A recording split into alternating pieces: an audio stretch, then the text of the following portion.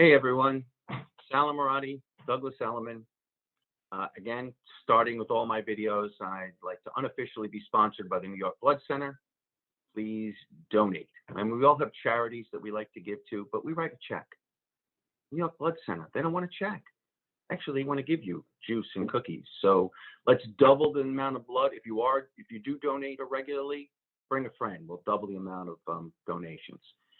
Now, my second topic is about real estate, of course. It's about preparing your home to list, preparing it for the sale. Now, depending on what your plan is, if you are moving from that 8-room, 2-bedroom, 4-bedroom, 2.5-bath colonial with a 2-car garage and a giant basement to some condo somewhere, you need to get rid of a lot of stuff. There's a lot of furniture you're not going to need, and that sectional in your living room that fits in your 16 by 24 living room is not going to fit in the condo living room. So there's a plan to be made here to downsize not only in the amount of furniture, but maybe the size of it. If you are looking for a bigger house and an expanded family, then there's other things to do. As far as staging is concerned, you can do absolutely nothing, which I don't recommend. Or you can do everything. You can move out, buy new furniture, and fix a bathroom or two. Somewhere in between these two extremes is where typically owners will be satisfied or happy to. The key is that I came home the other day to explain, and my wife had moved the dining room table, and I'm sitting at it now, from horizontal to vertical in the room. I looked at it and said, wow, that looks great. I like the way that looks. That's terrific. And I wasn't just being nice to my wife. I did like the way it looked, although it didn't hurt. And I realized that you included, in your house, you walk through your house with blinders on. You don't really see your house. You walk in, you drop your bag, you drop your coat, you open the refrigerator. You don't really even notice it. The map of your home is embedded in your brain, as it was for me when I noticed immediately that the dining room table was moved.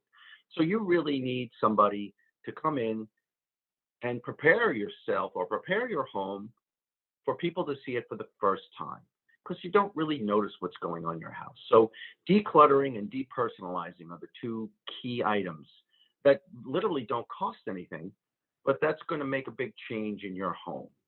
And depersonalizing is great. I mean, I have a wall I can show you over here in the living room. It is a giant wall in the living room. It doesn't have like one picture on it. It has 30 pictures on it, 8 by 10s, 5 by 7s, 4 by 6s, starting in the center picture and growing out as the years went on. And it's wonderful. It's the history of my family and how we've grown and grown up and grown old. But it's not what a buyer wants to see. That would have to come down. We'd have to do something different to the house.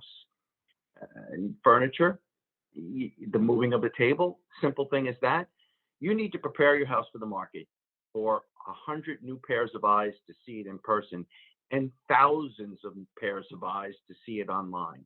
Now, as an example, I had a client who was looking for a bigger house. She wanted the garage and the basement, and she had the small old house, and it was a little crowded in there. So before we took pictures, we went in and we decluttered and moved as much stuff as we could around that she was able to with a small basement and no garage. And we kind of, did the best we could with the room we had. And the house, after a couple of months, did not sell. And it was a beautiful house, well priced, low taxes, a lot of things going for it, but it didn't catch anybody's eye.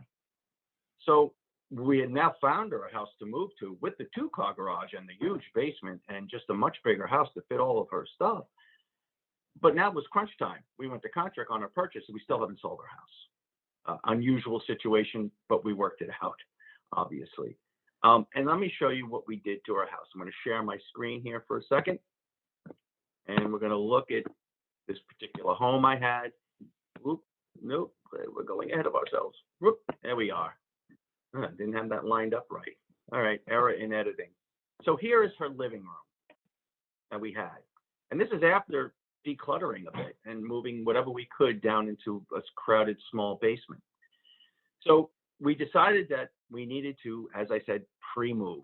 I told her all this stuff in your house has to leave this house before it ends up in your new home. So let's get it out of the house now and get it ready to go to your new home. So the living room went from here to here. Well, wow, that's a big difference. We took out some furniture. We took a lot of stuff off the walls.